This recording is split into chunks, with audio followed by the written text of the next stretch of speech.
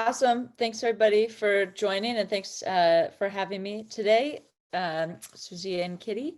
And so Dykes with Drills, yeah, we're a nonprofit, and our goal is to empower people with the tools to build. And we like to host workshops. We also host events like community builds or volunteer projects. We also do retreats. We also do meetups. But what I wanted to do is actually I have put together a slide presentation. So I don't know if I should be able to share my screen, right? I haven't checked. Yeah. Okay, great.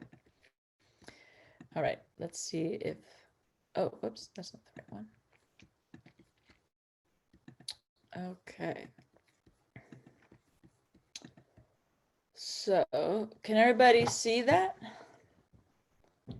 Okay, groovy.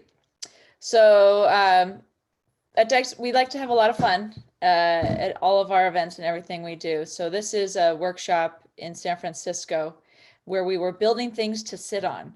And a lot of the things that we do are coming from a place where we are trying to remove the fear of failure. So a lot of it is a design build process where we also give people the opportunity to design what they're going to build. So in this situation, some of our participants wanted to design a stool, and some of the other participants wanted to design a bench. And so we had a little bit of two different projects going on, and everybody had a lot of fun, which is always the goal. But so yeah, Dykes with Drills, our mission is to empower people with the tools to build. Doesn't always have to be power tools, can also just be ways to collaborate with others. That's one of the big things that we focus on, is collaboration with other folks as well. So as long as it's something that helps folks grow and expand and build, then that's something that we're out to make a difference with. And kind of the question of like, why do we do this? So only 10% of the trade industry is female, and that's actually including office jobs. So when you just look at folks who are in the trades, like swinging a hammer, using a welder, actually hands-on physical, that number actually drops to 3.4%. So it's a really small amount of women that are in the trades. And there's really no statistics that at least that I have, especially on queer folks. And for like, POC queer women, I mean, it's like the number just dwindles even more. And why is that important? The trades industry is very lucrative. It's actually like you can make a lot of money. I was talking with a female electrician. She was going to make over $100,000 in the year, and she wasn't quite prepared to make that much. And for some reason, due to her taxes, she actually had to take off like 5 months of work just so that she wouldn't have to pay out like most of that money in taxes. So so it's actually quite a lucrative, and it's also something that is easy for women to do. It's actually not something that's like only men can do it. So that's partly why it's really important. Plus, when you know how to build things, you feel a lot more empowered to make those adjustments within your own house or for your friends. So it really does empower you to make changes on a bigger scale. So what do we think? We think that Dykes with Drills and what we're offering is a solution. This picture is us building one of those little reading libraries. It's actually for Burning Man, but it was a lesbian library, so it has all these different books about like from queer artists and about queer stories. Um, but that's really, we're just about trying to give folks an opportunity. Both Jess and Pickle, who are in this picture, they hadn't ever used the saws, circular saws, or chop saws, and so they both got to use all those, and it was really, really fun to watch them learn and grow. And the other thing of just like everything we're doing, we're wanting to create a safe, inclusive, and non-judgmental space for learning and teaching. And this is our team. We are located actually kind of all over. A lot of us are in the Bay Area, but Carrie, who's our education outreach coordinator, currently lives in Chicago. So she runs all of our online workshops, which has been a new thing since COVID started. We started doing online workshops, which has really been actually so cool because we get to reach people all over the country.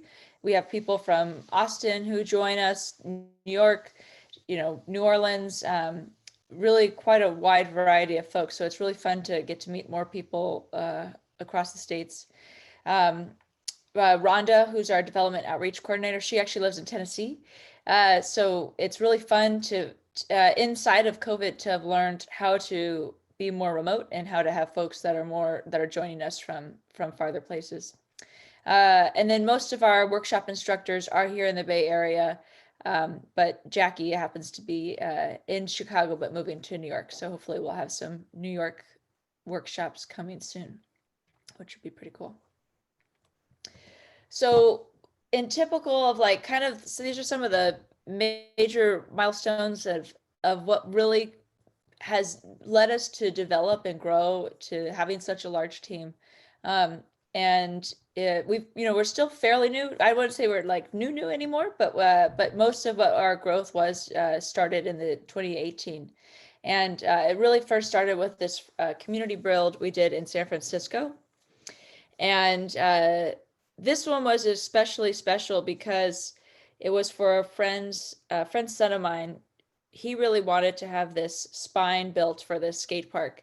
And I kept putting it off. And then I was finally like, okay, let's do it.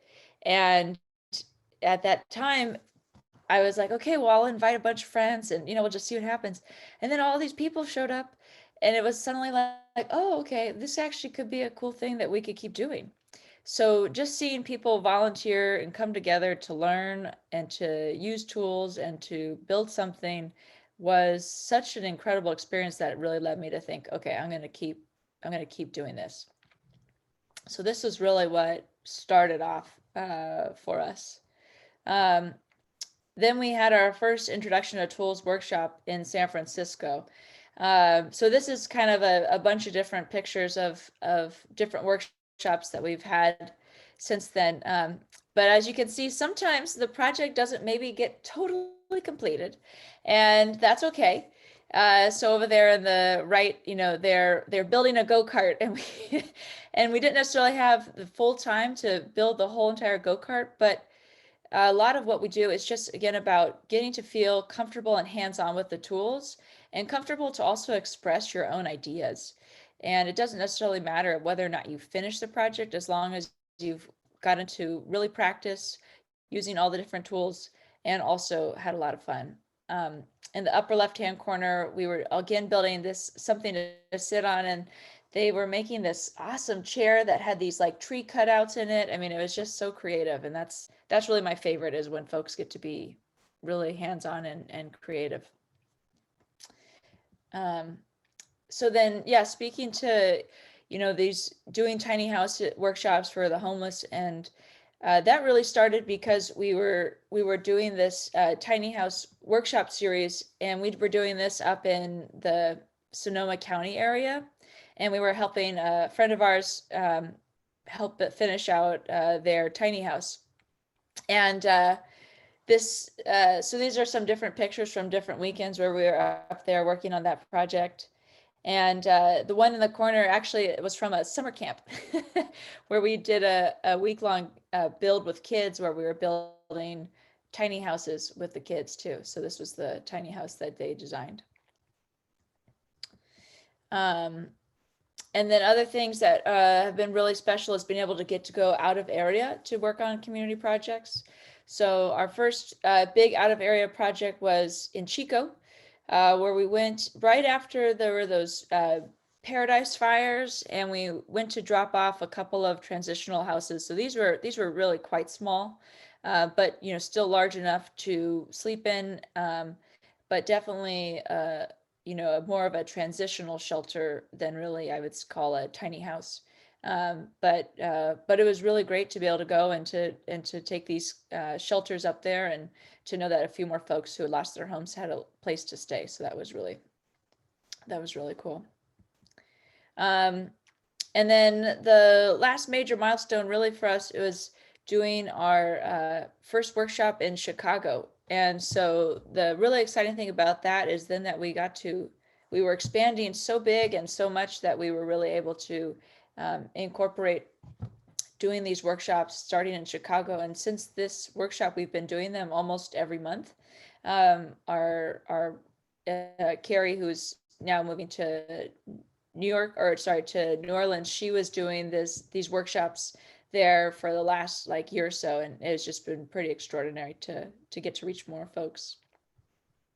So, some things that I don't have pictures of, at least right now on this slide, is the tiny house workshops we've been doing for homeless youth in Oakland. So I guess it was in early 2019. I think this must have been when they reached out to us. Youth Spirit Artworks reached out to us about doing a building at one of the tiny houses that they were building for their youth empowerment village. And I was just so like excited that they had found us and were inviting us to participate. So at that time we did participate in their larger volunteer build. We had, like so many people that wanted to help build this Dykes With Drills, women only built, queer only built house. So that was really fun. And then just recently we got to have the opportunity to build their last tiny house that they were building for their village. Their village is actually opening on April 2nd. So that's like the big grand opening. If you've never been out there, I'd highly recommend it. It's an incredible village of just like so much love has been put into it, and I think the youth that are going to be living there are going to be really have something really special that has been created for them. But so that's a project that we've been working on, and the really incredible thing I think is just that we keep getting these opportunities that are maybe just slightly outside the comfort zone of what we're used to, and allows us to grow a little bit bigger. And so I think that it's really healthy and really exciting when we're able to do the same thing as an organization that we're hoping to do for our participants. So that's one of those really great things. So one of those questions, right, is how is this sustainable? Like, how do we keep doing what we're doing? And really for that, we have a couple of different ways that we make this work. We do charge for our workshops and retreats and things like that. We have participant fees. We're able to offset those fees from individual donations and corporate sponsorships.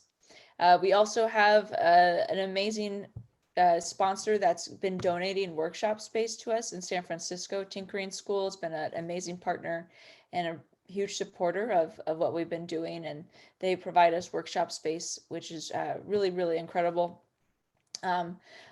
Also just other, queer organizations that are really supportive of our mission, they've donated to us, and that allows us to do what we do and have been able to grow in the ways that we have.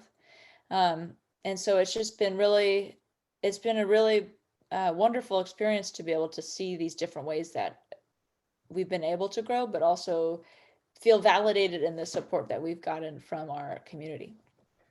So if you're, interested in participating in some way, there's so many different ways that you can get involved. Volunteering, attending a workshop. We have lots of different fun swag that we have on our website.